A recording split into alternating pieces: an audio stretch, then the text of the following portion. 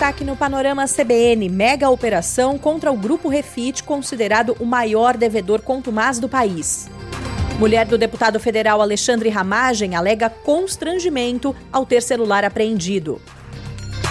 Presidente Lula sanciona projeto de lei aprovado pelo Senado que estabelece regras mais claras para a conversão da prisão em flagrante em preventiva. Receita Federal inicia o envio de comunicados a mais de 340 mil contribuintes com parcelamentos em situação de inadimplência. Departamento de Segurança Interna dos Estados Unidos anuncia a revisão de pedidos de asilo aprovados no governo Biden. E a rivalidade entre Flamengo e Palmeiras repercute internacionalmente. Panorama CBN. Olá para você, seja muito bem-vinda, muito bem-vindo à edição desta noite do Panorama CBN. Eu sou Marcela Marcos e a partir de agora, em menos de 30 minutos, vou te contar o que de mais importante aconteceu no Brasil e no mundo e o que foi destaque na programação da CBN ao longo desta quinta-feira, dia 27 de novembro de 2025.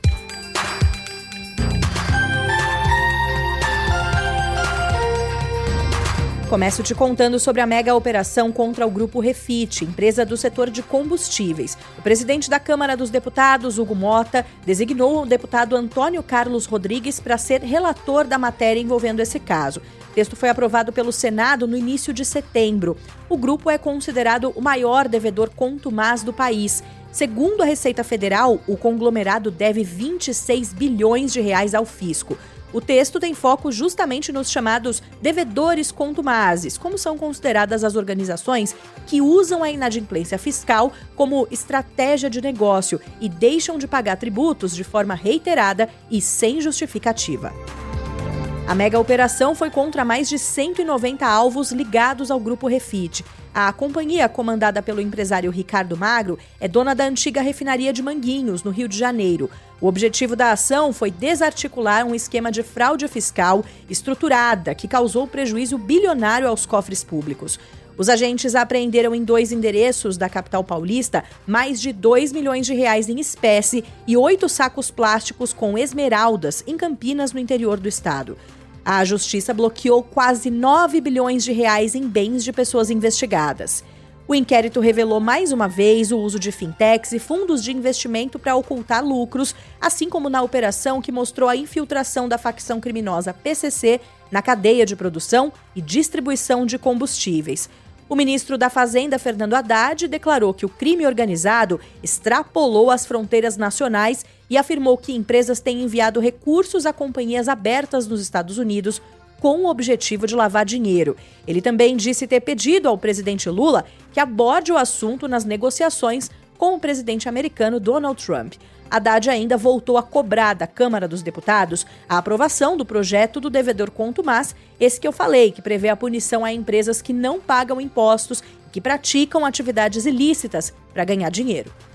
Nós estamos há 3 anos militando junto ao Congresso Nacional. Por ocasião da Carbono Oculto, nós tivemos a aprovação no Senado de um projeto combinado com o governo federal. Não é um projeto de oposição em situação. O Senado foi unânime em aprovar.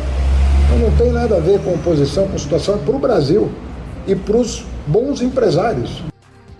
O governador de São Paulo, Tarcísio de Freitas, classificou a operação como histórica e disse que a ação nasceu do inconformismo das autoridades com devedores contumazes. Ele acrescentou que só em São Paulo a atuação do grupo criminoso provocou aumento no custeio de serviços públicos porque fez com que mais de 9 bilhões e meio de reais deixassem de entrar nos cofres do Estado. Só para você ter uma ideia, a gente está falando de uma operação contra um grupo que tem inscrito em dívida ativa 9,6 bilhões de reais.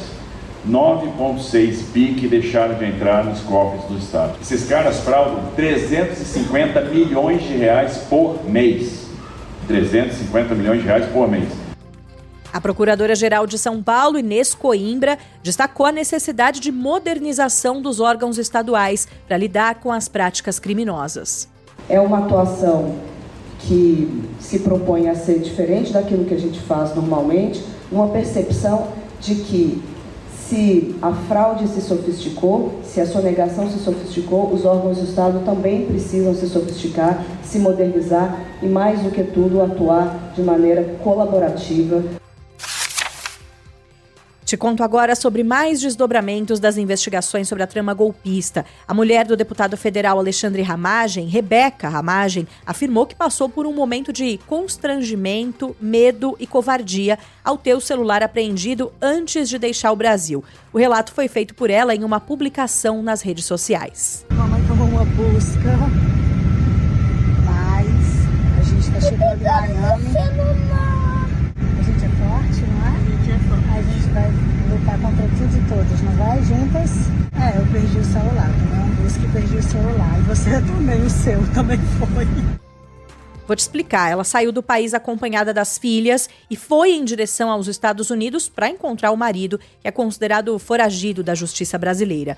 Com os equipamentos de Rebeca Ramagem em mãos, os investigadores agora tentam entender todos os detalhes da rota de fuga do parlamentar, que além de ser alvo de um mandado de prisão expedido na semana passada, teve também o nome incluído em um banco nacional de procurados na última terça-feira, após o trânsito em julgado da condenação dele por envolvimento na trama golpista.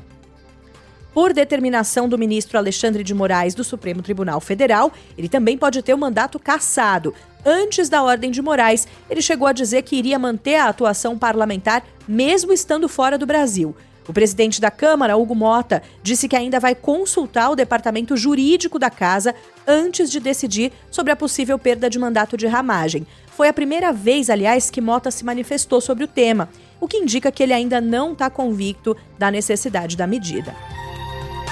Mais sobre a trama golpista e agora para te contar que a defesa de Jair Bolsonaro afirmou ao Supremo que o ex-presidente não descumpriu a proibição do uso de telefone celular durante o período em que esteve em prisão domiciliar. Os advogados enviaram explicações ao STF depois que o Jornal Nacional mostrou imagens da visita do deputado federal Nicolas Ferreira na sexta-feira, em que o parlamentar aparece usando o aparelho na varanda da casa de Bolsonaro enquanto conversa com ele. A visita ocorreu horas antes de o ex-mandatário tentar violar a tornozeleira eletrônica com um ferro de solda e um dia antes de Bolsonaro ser preso preventivamente por risco de fuga. E mais, o advogado do ex-presidente, Paulo Cunha Bueno, disse em entrevista à Globo News que ele não queria fugir da prisão domiciliar quando tentou violar a tornozeleira eletrônica usando aí o ferro de solda. Ele reforçou a tese apresentada pela defesa ao Supremo de que Bolsonaro sofreu um surto quando tentou retirar o equipamento achando que estaria sendo monitorado. Paulo Cunha Bueno também comparou a situação de Bolsonaro com a do ex-presidente Fernando Collor de Mello, que está em prisão domiciliar em Maceió.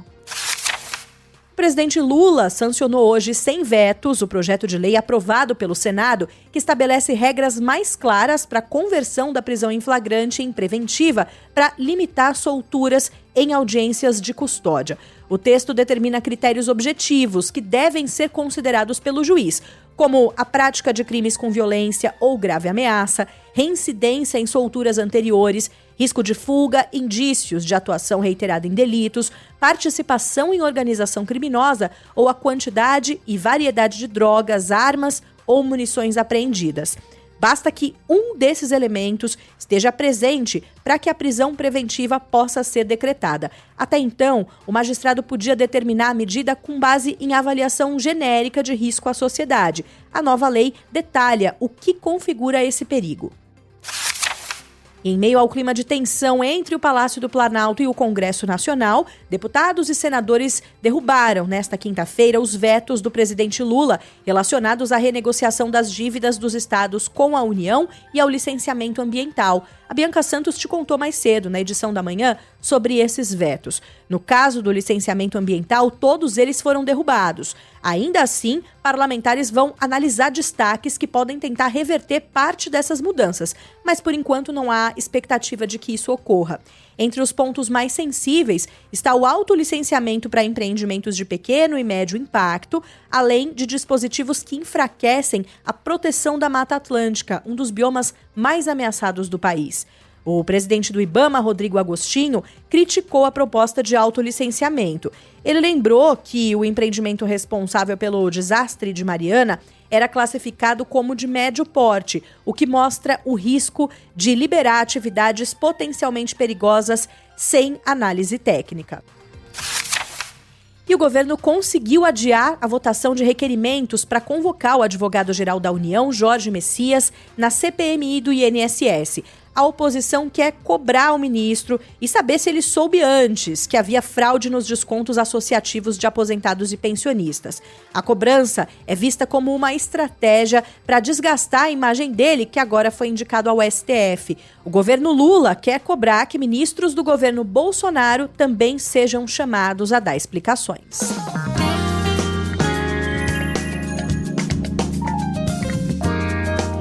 A Bolsa de Valores de São Paulo encerrou o dia em baixa de 0,12% aos 158.359 pontos. O dólar comercial teve alta de 0,32% e terminou a quinta cotado a R$ 5,35. O euro vale R$ 6,20, com alta de 0,33%.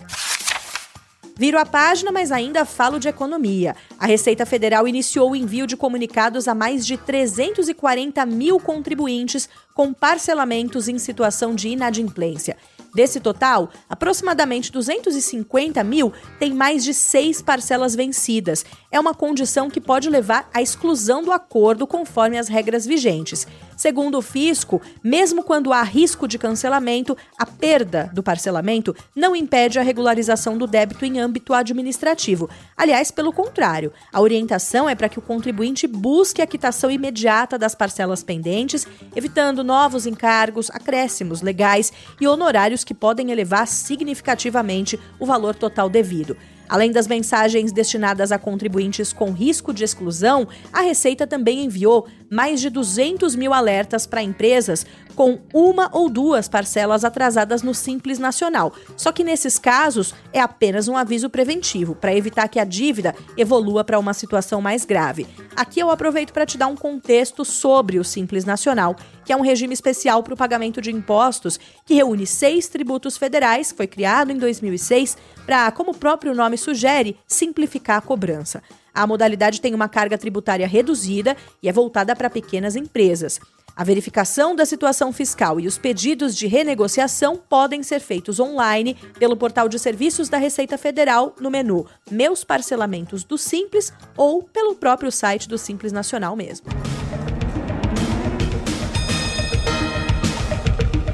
Hora de falar do noticiário internacional e começo pelos Estados Unidos, porque o Departamento de Segurança Interna do país anunciou que está revisando todos os pedidos de asilo aprovados sob a presidência de Joe Biden. A decisão foi comunicada pelo governo de Donald Trump um dia depois da suspensão dos pedidos de imigração do Afeganistão por um ataque a 2 militares da Guarda Nacional em Washington. Eu te contei ontem sobre esse caso. Agora falo sobre a América do Sul, para dizer que Pedro Castillo, ex-presidente do Peru, foi condenado a 11 anos de prisão por tentativa de golpe em 2022. A decisão anunciada nesta quinta-feira encerra o processo que o acusava de tentar dissolver o Congresso e assumir poderes extraordinários. Castillo está preso desde 7 de dezembro de 2022, quando foi destituído da presidência após anunciar em cadeia nacional a dissolução do Legislativo e a intenção de governar por decreto. A medida gerou protestos que deixaram cerca de 50 mortos no país. O ex-presidente de esquerda foi acusado de atuar como coautor do crime de rebelião e de cometer grave perturbação da ordem pública. A promotoria apresentou uma série de documentos e pediu a pena de 34 anos de detenção. Castillo sempre negou as acusações. Ele aguardava a sentença sob prisão preventiva. O Peru acumula uma série de ex-presidentes condenados, como eu também te contei na edição anterior da noite aqui no Panorama. Além de Alejandro Toledo e Ollanta Humala, Martín Vizcarra foi condenado por corrupção nesta quarta-feira. A Rússia saiu em defesa da China, país aliado, ao alertar nesta quinta-feira que se reserva o direito de responder duramente, esse foi o termo usado, caso o Japão prossiga com o plano de instalar mísseis em uma ilha próxima a Taiwan.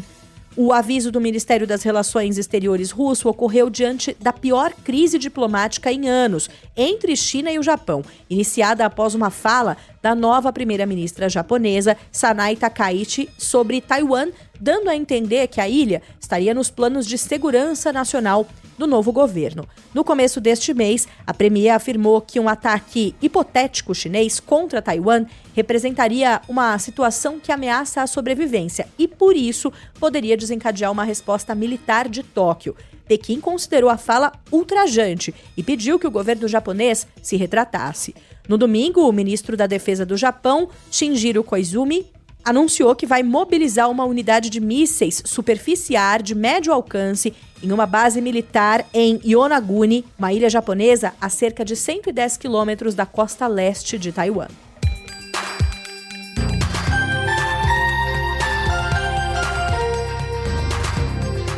Agora, com mais do noticiário nacional, a Polícia Federal fez uma operação contra profissionais de saúde, clínicas e laboratórios envolvidos na produção ilegal de medicamentos para diabetes e obesidade. A investigação mirou o médico baiano Gabriel Almeida, que atende em uma clínica instalada em uma mansão no Jardim Europa, área nobre de São Paulo. Entre os bens apreendidos estão carros de luxo, incluindo uma Ferrari, relógios caros e até aviões, registrados em nome de laranjas do grupo. Conforme a operação, que levou o nome de Slim, os suspeitos manipulavam o tirzepatida, princípio ativo do Mounjaro, um dos remédios mais procurados para emagrecimento no país. O processo era feito sem autorização, sem pagamento da licença exclusiva e em desacordo com as normas sanitárias. A apuração começou há quase um ano, depois de uma denúncia da empresa que detém a patente do produto. A PF descobriu que o grupo Almeida comandava uma espécie de linha de produção clandestina, usando laboratórios terceiros e distribuindo o medicamento sem qualquer controle. O médico também oferecia o tratamento nas redes sociais como se fosse regularizado. Gabriel Almeida tem mais de 750 mil seguidores, é palestrante e autor de vários livros sobre justamente emagrecimento. Para o diretor médico Lilly do Brasil, a produção em larga escala sem autorização da Anvisa traz riscos sérios aos pacientes por se tratar de uma molécula complexa que exige autocontrole de qualidade. O risco é desde não efeito, ou seja, não ter efeito porque o produto se degradou e não cumpriu seu efeito, até por esse produto, por não ter sido feito em padrões de qualidade exigidos pelas agências regulatórias, levar a eventos adversos variados. Porque esses produtos, como eu disse, são moléculas complexas e que ela exige uma tecnologia grande não apenas para a produção, mas principalmente para o controle da qualidade desse produto, né? A defesa de Gabriel Almeida negou as acusações de manipulação e rotulação da caneta emagrecedora e disse que colabora com as autoridades. Eu vou te contar sobre mais uma operação, aliás, uma mega operação coordenada pelo Ministério da Justiça e Segurança Pública, que tirou do ar mais de 300 sites ilegais e um aplicativo de streaming que produziam conteúdo multimídia protegido por direitos autorais. A mobilização envolveu forças de segurança de 6 países com o objetivo de desmontar redes criminosas que atuam com a distribuição ilegal de filmes, séries, músicas e jogos. Essa foi a 8ª fase da Operação 404. O nome faz referência à numeração que identifica o erro que, pelo protocolo de internet, indica que o usuário tentou acessar uma página não encontrada. A operação teve a colaboração internacional, como da Argentina, do Equador, Paraguai, Peru e Reino Unido. Além desses que eu mencionei, México e Estados Unidos participam como observadores ativos, porque querem conhecer a metodologia de trabalho aplicada na repressão à pirataria digital. E uma investigação da Polícia Federal identificou um esquema de produção de documentos falsos para enviar migrantes mineiros aos Estados Unidos. Segundo a corporação, mais de 60 pessoas deixaram o Brasil durante a atuação dessa quadrilha. A ação é um desdobramento de uma força-tarefa que começou em 2022. Agentes da PF cumpriram mandados de busca e apreensão em cidades de Minas e também no Pará. Um servidor público é investigado pelo órgão por suposto envolvimento no esquema, que também envolvia um contrabandista de imigrantes na região do Vale do Aço. As autoridades bloquearam mais de R$200 mil dos investigados, que podem responder por promoção de imigração ilegal, inserção de dados falsos em sistemas oficiais, falsidade ideológica e corrupção passiva.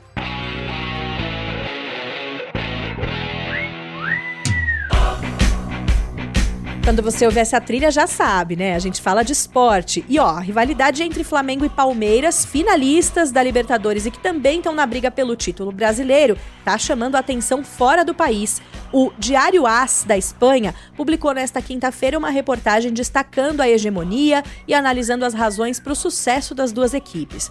Um recorte dos últimos 10 anos mostra a soberania dos clubes. Neste período, o time paulista conquistou a Libertadores em dobradinha, assim como o Carioca. O Palmeiras venceu o Brasileirão em 4 ocasiões, o rubro-negro em 2.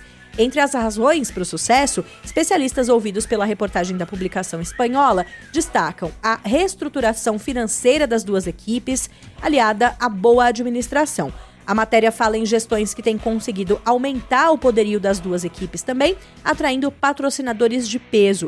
E a reportagem lembra ainda que os clubes disputam o título de melhor do mundo na temporada. O anúncio do vencedor vai ser feito pela Globe Soccer Awards no dia 28 de dezembro, em Dubai, nos Emirados Árabes Unidos.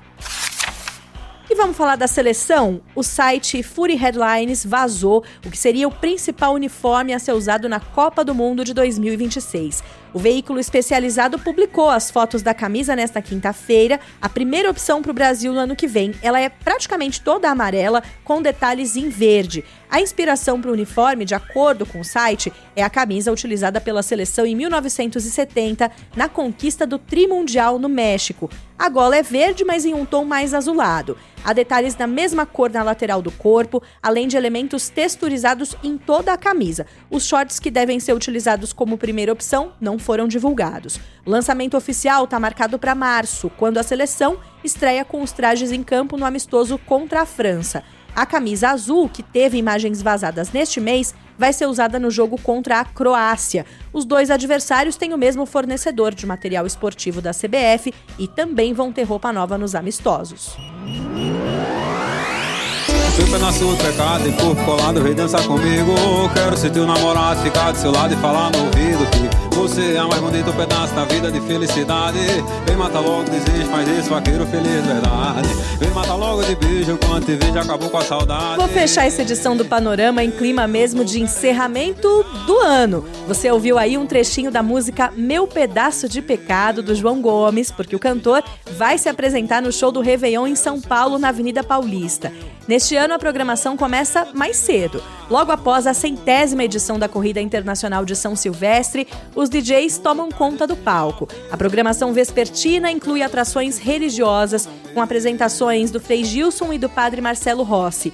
A festa na capital paulista para receber 2026 deve ser a mais longa da história das viradas em São Paulo.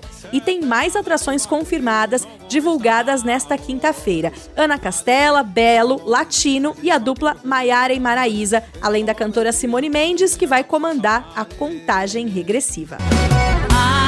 E agora como eu fico nessa casa, com um sorriso ou choro no rosto, cê vem aqui me acostuma errado, cola meus pedaços pra quebrar de novo. No ritmo sertanejo da Simone Mendes, o Panorama fica por aqui. A produção e o roteiro foram feitos por mim, Marcela Marcos. A edição e a sonorização por Anderson Wendel. Me conta como tá a sua empolgação pro ano novo, ou comenta, claro, qualquer assunto do qual te falei hoje aqui, por e-mail no marcela.marcos@cbn.com.br ou pelo Instagram, no @marcelademarcos. E não esquece, a próxima edição do Panorama chega às 7 da manhã com Bianca Santos. Amanhã à noite eu tô de volta, até lá.